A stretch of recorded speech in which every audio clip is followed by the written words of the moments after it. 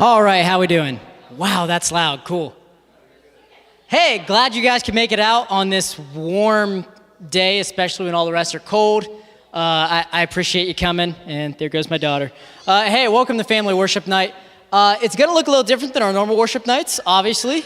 We have all of our kids with us, so it's just going to look a little different, and I'm figuring this out as I go, and I hope you will help me do that too. So we're going to play a really quick game real quick. If you're watching from home and you're hanging out with us online, this is a cool game to play on your family, on your own. So we're going to try it, but... Exactly, thank you. So it does demand us to listen well, and it does demand us to know how to count to at least 20. I think we all kind of got that covered, maybe, and if not, we can switch it up a little bit. Kids, if you do not know how to count at least up till 20, that's okay. When you want your parents to say a number, give them a high five, and that'll be perfect. That'll be perfect. So here's how we play this game, okay? In a minute, everybody is going to be silent, and one by one, we're just going to call off numbers. But the thing is, I'm not going to tell you who's going to call them off, and I'm not going to tell you when to call them off. So we'll start from 1, go to 20, but it's just going to be random. Now, the only rule is, if two people talk at the same time, we have to start all over. Does that make sense? All right. So we'll try it real quick, just see how it goes, all right? So I'm not going to tell you to open your eyes or close your eyes. If you start counting on me, though, you can't plan this, you can't make this up, you can't just, it's got to be random, okay, or else it doesn't work, all right? So I'll go first. 1. 2. 3. Oh, there's 2. Dang. Let's try it again. 1. 2. 3. 4. You're messing this up. I see you. 1. 2. It's not easy, though. 1. Did you say 2 before? That's not how counting works. Okay, 1. 2. 3. 4. 5.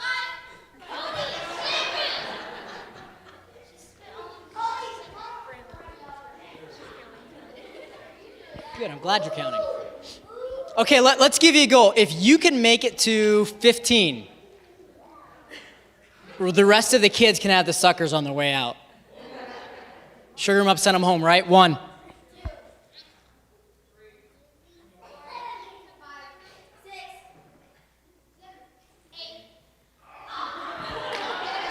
8. We got to 8, though. That's good. That's good. That's more than we've done before. 1. 3. 4.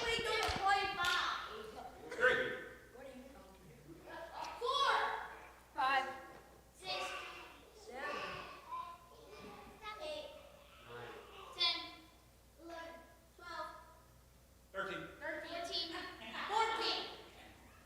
15. 16. Who did that? Who chirped up back there? You're not supposed to be on the same page. All right, I got it one more time. Do you guys think you can do 20? No. You get. I'm gonna go. You know what? Let's go 25. Let's up the stakes a little bit. Yeah. 25, but you only get one more chance. 1. 3. 4. 5. 6. What? You messed it up again. All right, I'll show grace. 1. 2. 3. 4. 5. 6. 7. 8. 9. So close, but we don't have a second place prize. I'm sorry.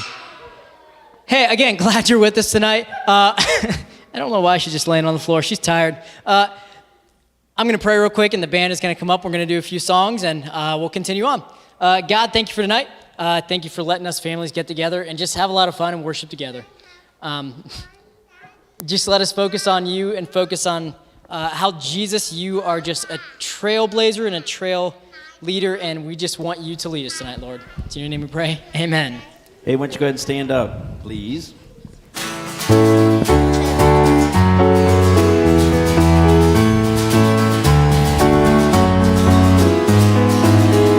Now I've traded my sorrows. I'm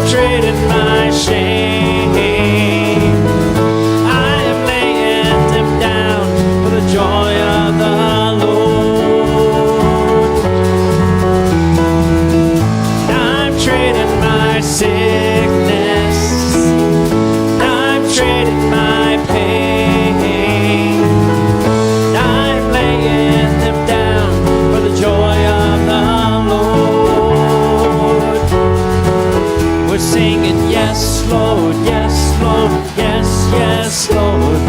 Yes, Lord, yes, Lord, yes, yes, Lord.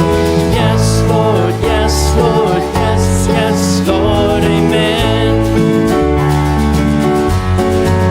I am pressed but not crushed, persecuted and not abandoned, struck down but not destroyed. I am blessed beyond the curse, for his promise will endure, that his joy is gonna be my strength. Though the sorrow may last for the night, his joy comes with the morning.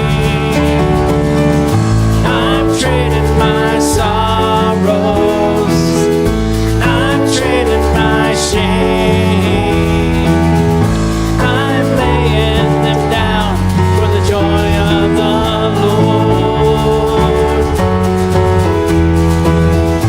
I'm trading my sickness, I'm trading my pain, I'm laying them down for the joy of the Lord.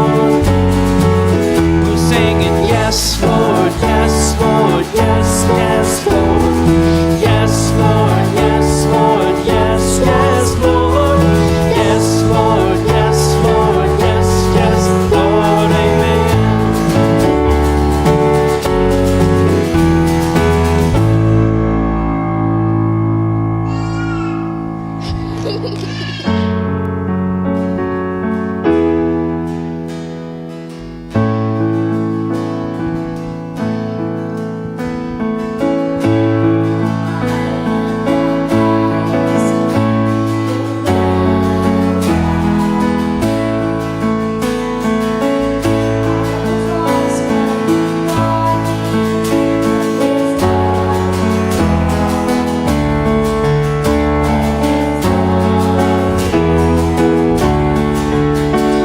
The sun sets free, oh, it's free indeed. I'm a child of God, yes, I am.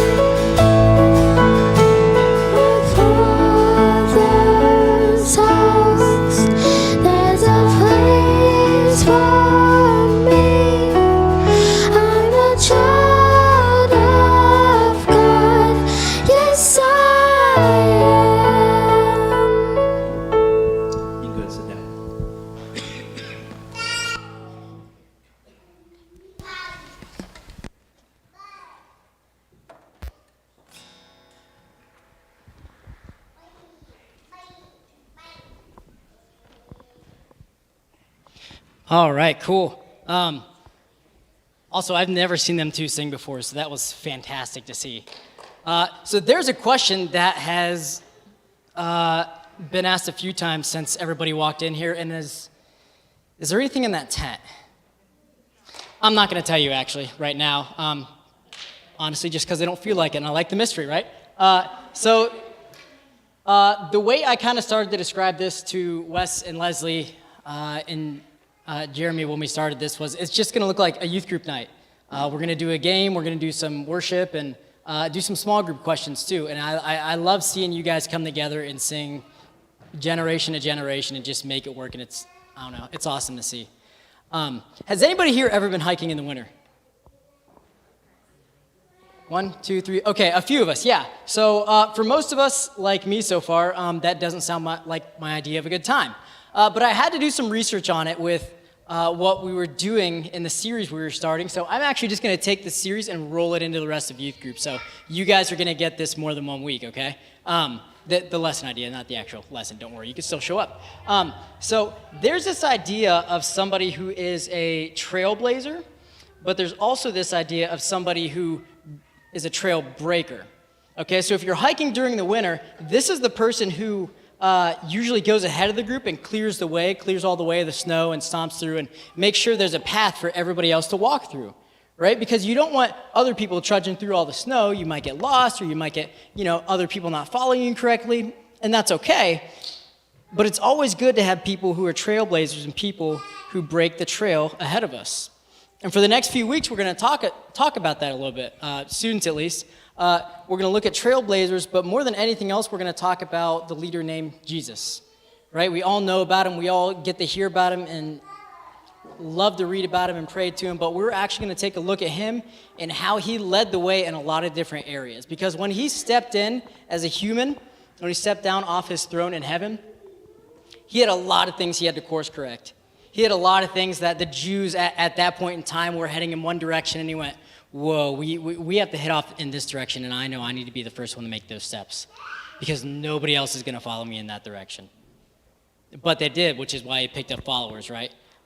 So actually, we're going to do this. I'd like to break in the small groups real quick. Along the way, along this lesson, we're going to kind of group up in a couple different groups as families and get to answer a few of those questions.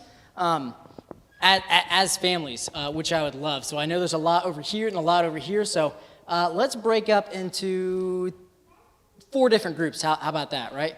So we have a group back here, group back here, group back up here, and group over here. And Kevin, Wes, and Katie and I, oh, hi. We're going to include you too, if that's okay, yeah? They're going to be kind of your group leaders, making sure they facilitate the discussion. We have a couple questions that are going to show up here. So let's break and do that right now, yeah? All right, cool, let's go for it. So I can have a group back here, group up here, group move over here. Doesn't matter who it is, if you like each other or not.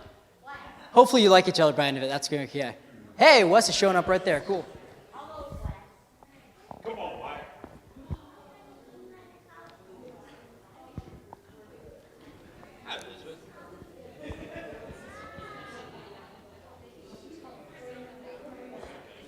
Sure, I can come over here, yeah. Okay, I can help you. All right, so if you want to throw the first few questions up there. Right there. All right, so we are going to talk about letting people down tonight. So I want you to answer these couple questions first. What are some of the ways you've seen people let each other down? And how does it feel when someone lets you down? Or what about when you let someone else down? I'm going to give you 5 minutes to talk about those answers. Go.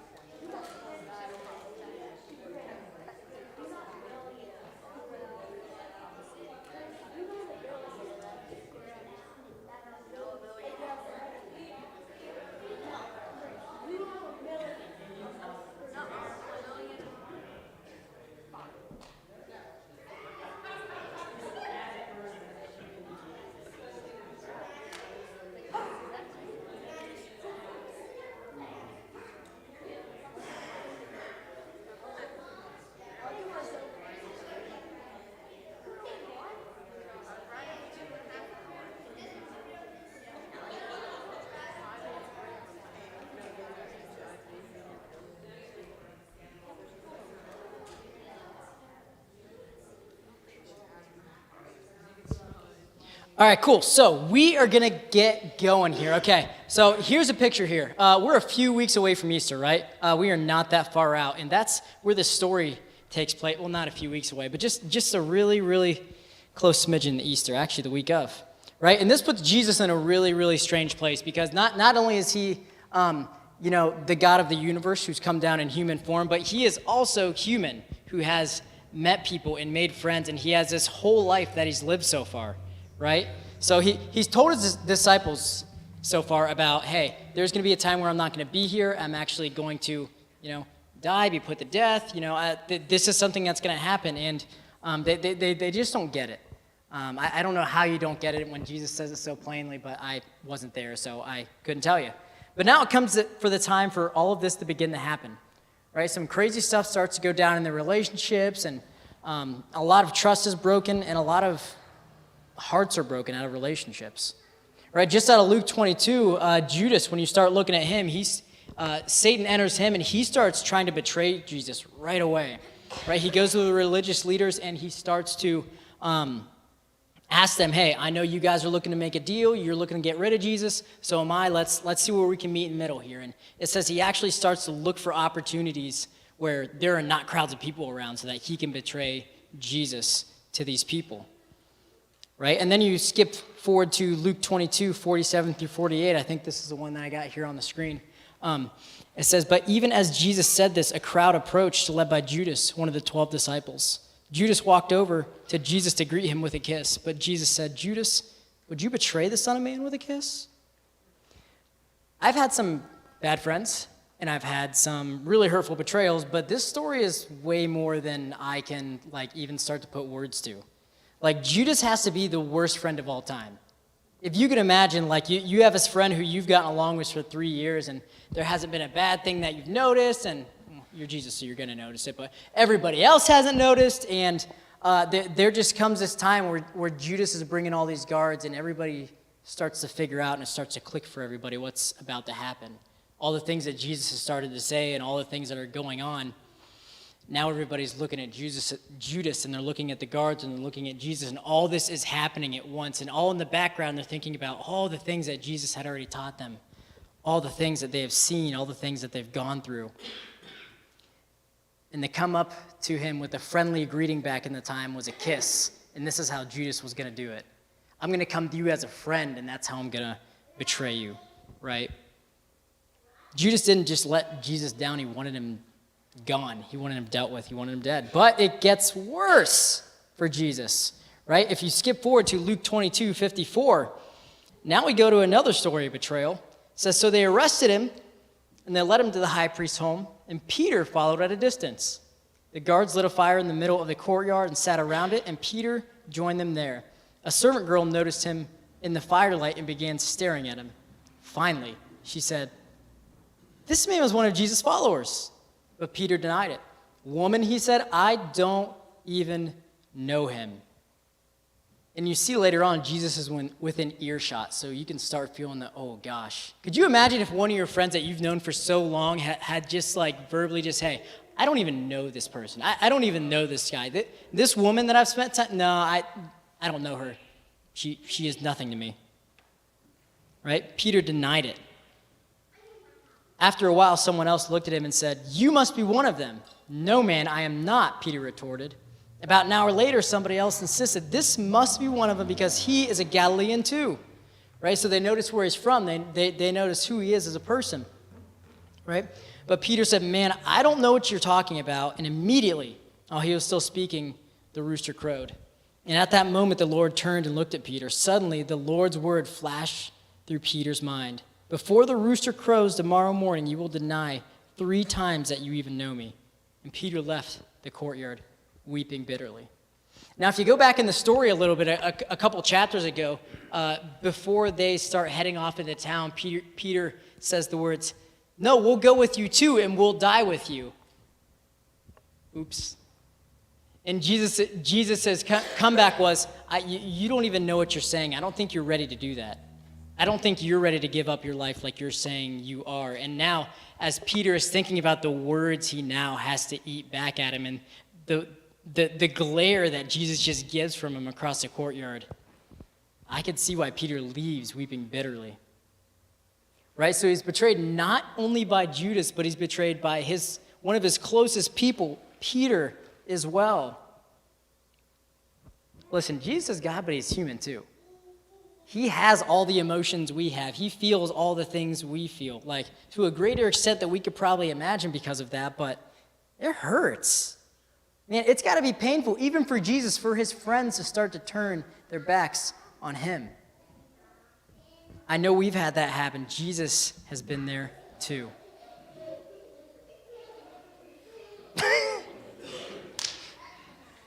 Children's laughter, man. It doesn't matter what's going on. It's just like, you got to appreciate that, right? Hey, let's break into small groups again. I think we got a few more questions to throw up here. Yeah? Maybe, I think. Hey. No? Hey, there we go. Oh, okay. We'll get there in a minute. Yeah? We're a little bit farther than I thought. Hi, sweetheart. I got it. How are you? You gonna tell everybody how you're doing? Okay, maybe you should. Brandon, you got your little co-pilot. I do got my co-pilot, Wyatt. Thank you.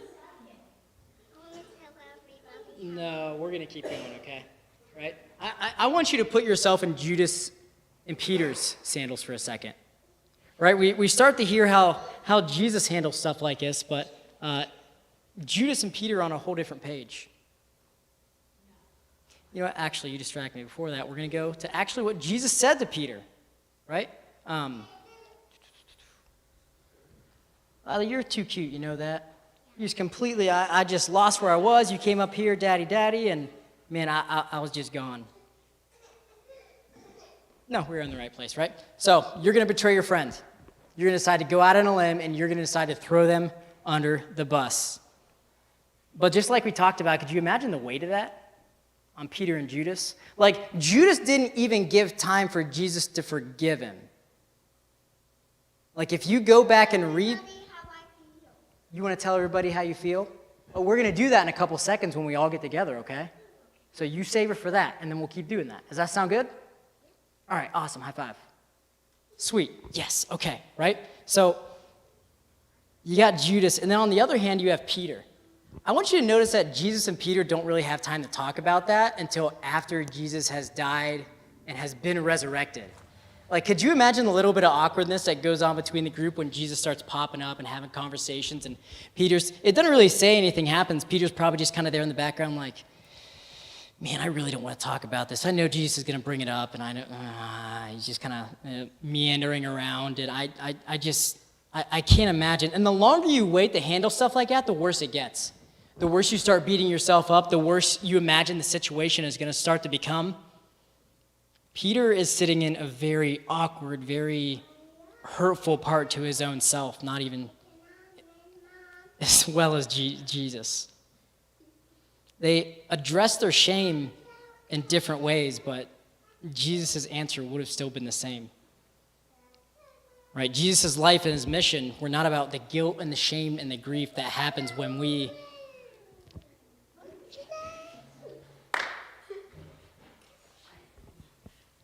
It wasn't about the guilt and the shame and the grief. It wasn't about any of that. It was about grace and love and forgiveness. We're going to skip forward to John 21. That's where we're going with this. Go play with Miss Leslie. Thank you.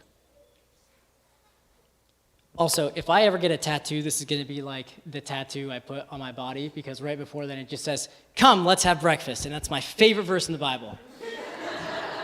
And I say that jokingly, but at the same time, it's like, isn't it kind of neat that Jesus just kind of came down and did normal things with us?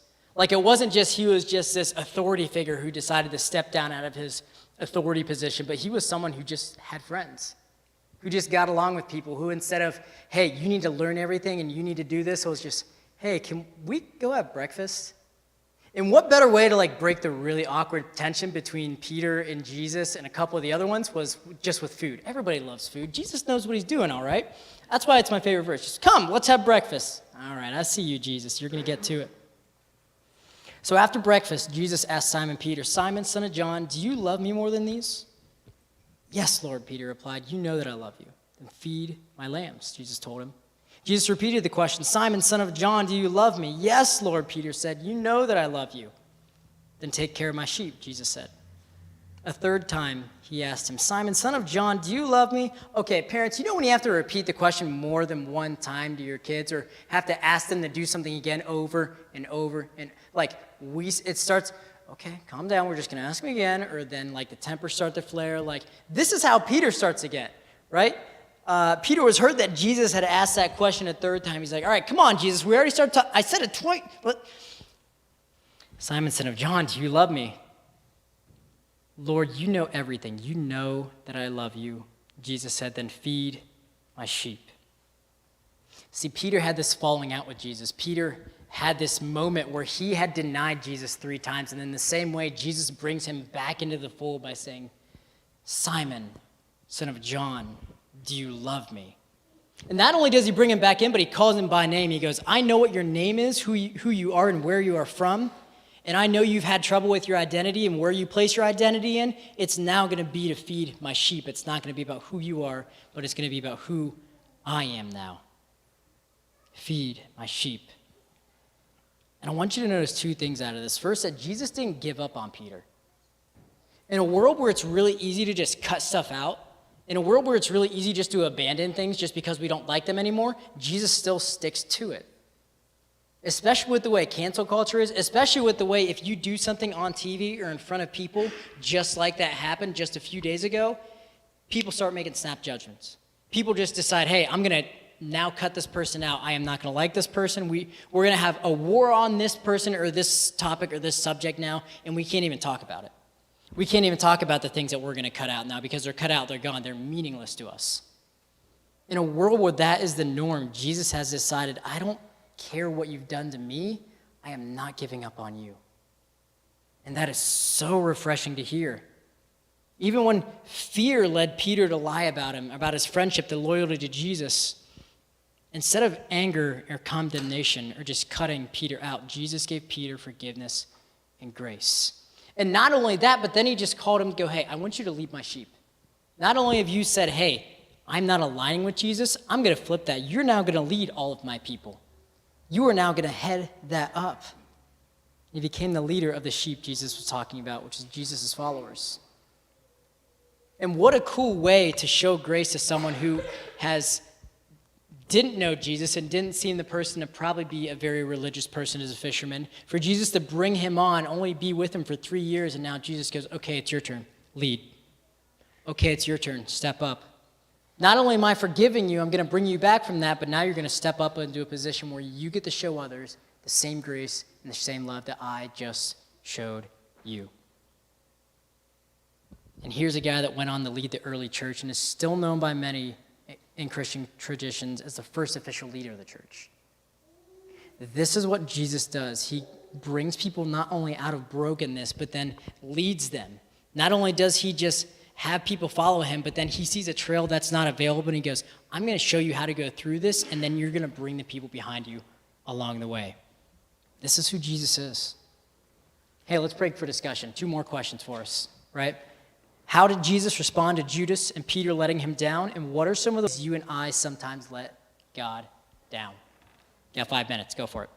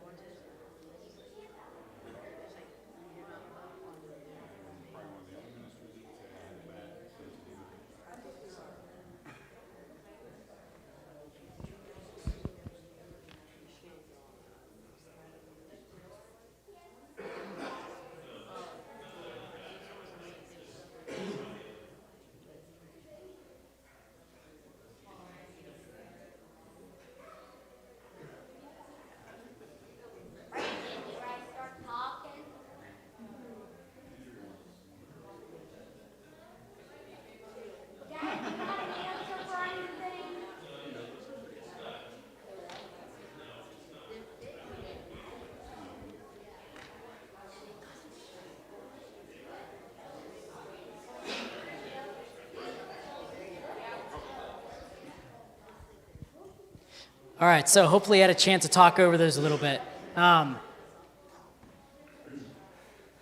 So here's the thing, that second question that's up there, some of the ways you and I sometimes let God down, the very simple answer is sin. The very simple answer is we have all fallen short of God's glorious standard. And there have been so many times where I have talked to students or just to people, or I've beat myself up over things, and the thoughts are just straight, I don't think God can really bring me back from this. Like this, how can God look at this and go, yeah, okay, I forgive you, let's keep going. Nobody else forgives me for this. That I am now an outcast of my community or even my family because of this. Why would God in all of his authority and all of his heavenly grace look at me and go, yeah, no, I still want you. I still want you around. I still want to deal with you. I still want to look at you and all the sin and all the wrong you've done against me, and that's okay, let's keep going. There have been so many of those conversations, and we have felt that so many times, like we've let Jesus down. Like we have gotten that look from across the room from God going, hey, really? We're going to do this again? Or, you know exactly what you're doing. Why are we going to this place again? Why can't you break this habit? Why is this something that you feel like you need to say over and over again? Why do we need to talk behind people's backs over and over again? You know what you're doing. There's only about 2 or 3 things I remember my youth minister saying, and that gives me a lot of confidence now that I'm standing up here talking. It's just statistically. But what out of the 2 things, one was about marriage, and the other one was just simply this. There's nothing you can do that can cause Jesus to love you any less. There's absolutely nothing you could do ever in history or in your lifetime or anybody else's that can make Jesus see you any different or love you any less. And it's all because of what he did on the cross. It's all because he got up in front of everybody and decided that he would go along with God's plan, even though he might not maybe have wanted to. You know, God, if you could take this cup away from me, go for it. But if not, I'm still going to do it. I'm still going to go for it. And then the horrible death, and then the resurrection, and then getting to go back up to heaven and being seated at the right hand of God. All of that couldn't have partially been a fun journey for anyone, but especially God, who has never been a human, who has never experienced what we've experienced, has never been to this side of heaven. But there is nothing you could do that could cause Jesus to love you less. And I don't think Jesus would ever walk back his decision to put himself on the cross for you or me. Ever. I don't think there's a moment of doubt in Jesus' heart that he would have done it any different. Not even extreme betrayal will change Jesus' perspective or love. You know, Peter came to believe, and Peter got to believe and got to see what Judas forgot. That while any other friend in the world might not ever forgive you, Jesus breaks that trail, and he always forgives. He didn't give up on his friends. He is not going to give up on you. And no matter what you do or what you may even think about God or where you're at in your relationship with God, he's not giving up on you. Even if it's 20 years down the road, Jesus is going to look at you and just say, hey, welcome home. Let's go. Jump on board. I have so much for you. I have so much that's been waiting for you. I love you. I'm still here. I'm here for you. So right now we're potty training my daughter Lila. And I've become very aware that even as a 3-year-old, she starts to mimic and parrot. That's just something she's doing right now, and that's great, because then I get to see all the parenting mistakes that I've brought back against myself. All the things that I'm saying that now she hears and I go, oh, okay, I probably shouldn't say that. Or I should probably say that a little differently, or I should talk about that a little differently. And she's making a lot of mistakes right now. And I could see in her eyes her doubt, her disbelief that, like, I was excited about it anymore. You know, that she would not be able to make it to the bathroom in time, and she would just hang her head, and she would just get really quiet, and, okay, I know, yeah, I messed up, and I can only handle about a day of that. And I looked at Lila and I said, hey, it's okay that you make mistakes. This is a process. It's a journey.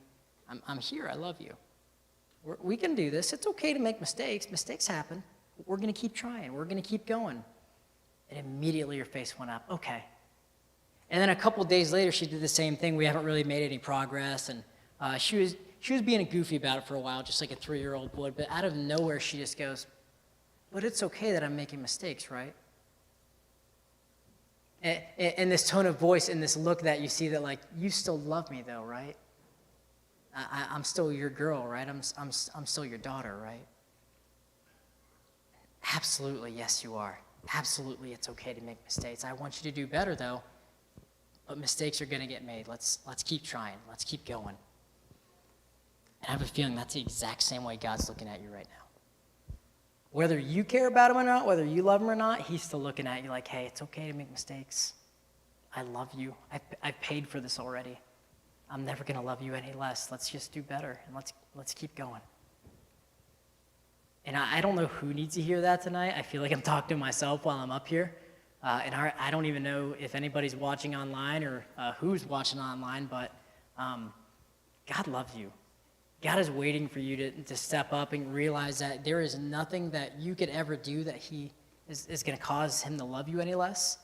And he just wants to have a relationship with you. And if you need to work on that, or if there's like a little hiccup or a little bump in the road, we would love to talk to you about that tonight before you go.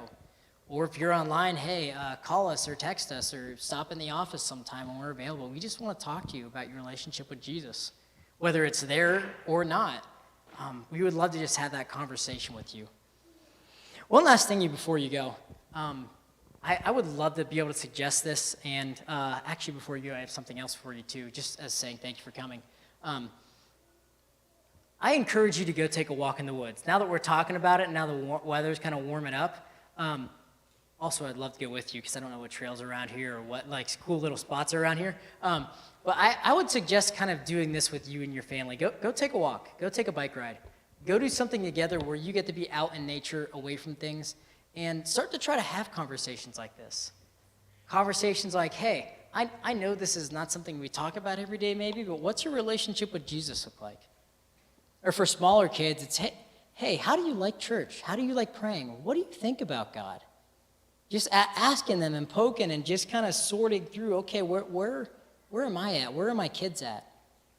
How can they love Jesus more? How can I be a better parent and love them more like Jesus would? And I encourage you to have those conversations as often as you can, because God knows we need to have more of them, even though maybe sometimes we don't.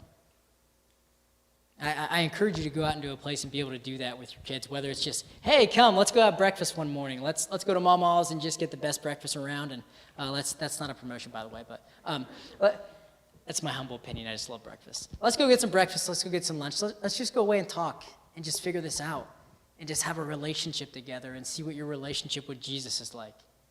Try to do that sometime this next month. I'm going to pray, and the band's going to come up, and we have a couple more songs. But before you go, I still do have something else for you.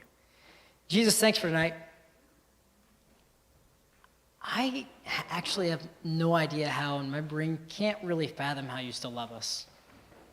How we have betrayed you over and over, and you've still called us to do better, and you've still called us to just have a relationship with you. You want to love us, and you do love us. So God, I pray that beyond all of our doubts, all of our fears, all of our sitting in our awkwardness, hoping that we are enough or knowing that we're not enough and just not wanting to try, God, let us just push a little further. Let us just take just one step, the smallest step we need to just to do a relationship with you. Maybe it's to ask really good questions like, God, how could you let this happen? God, how could you let me be where I'm at? God, how could you let me end up in these mistakes over and over? Whatever questions they are. Hey, God, where are we at? I haven't talked to you in a while. It's been a minute since we've got together. God, I pray that we could start asking really good questions and we could just start letting our mind wander with the fact that you still love us. That there's nothing you could ever do that would make you give up on us. It's in your name we pray, Jesus. Amen. Let's go ahead and stand again.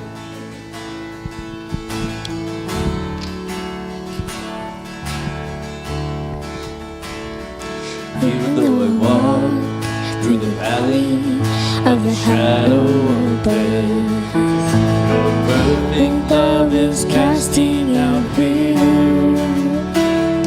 And even when I'm the middle of the storms of this life. I won't turn back, I know you are near, and I will fear no evil, for my God is with me. And if my God is with me, whom then shall I fear? Whom then shall I fear? Oh no, you never let go, through the calm and through the storm. Oh no, you never let go, every high and every low. No, you never let go, Lord, you never let go of me.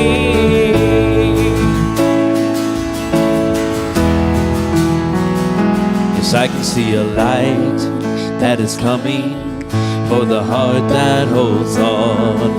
There will be an end to these troubles, but until that day comes, still I will praise you, still I will praise you.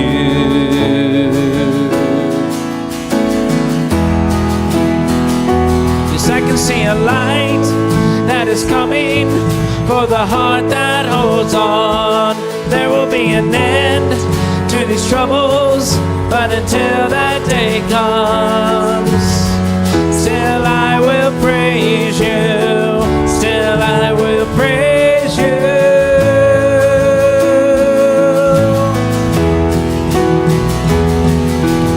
Oh no, you never let go, through the calm and through the storm. Oh no, you never let go, every high and every low. No, you never let go, Lord, you never let go of me.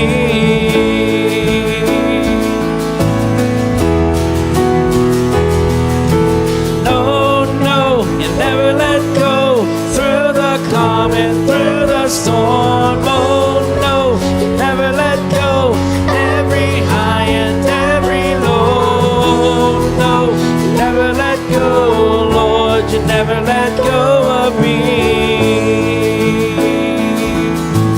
No, no, you never let go, Lord, you never let go of me.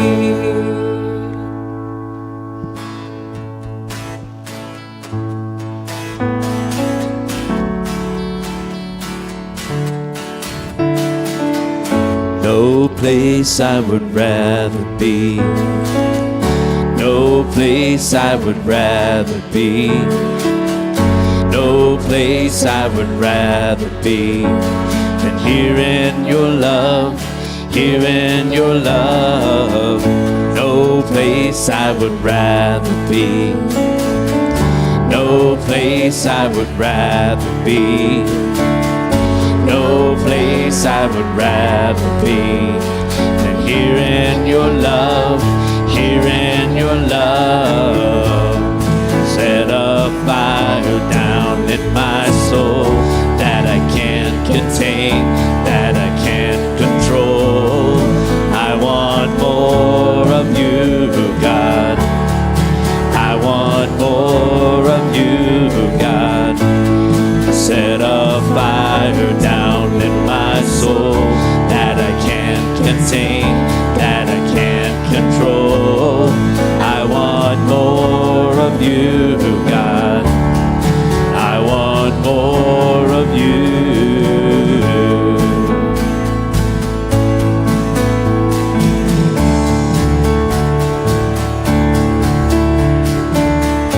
No place I would rather be, no place I would rather be, no place I would rather be than here in your love, here in your love.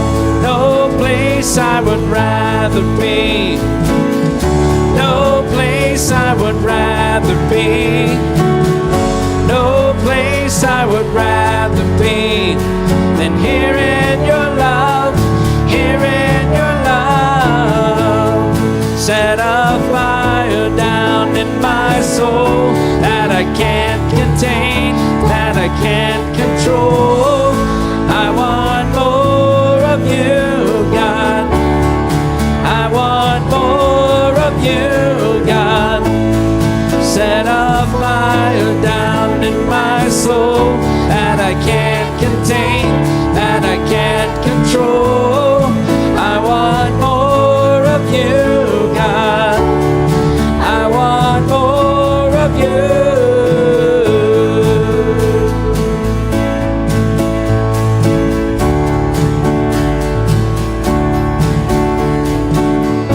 No place I would rather be. No place I would rather be. No place I would rather be than here in your love, here in your love.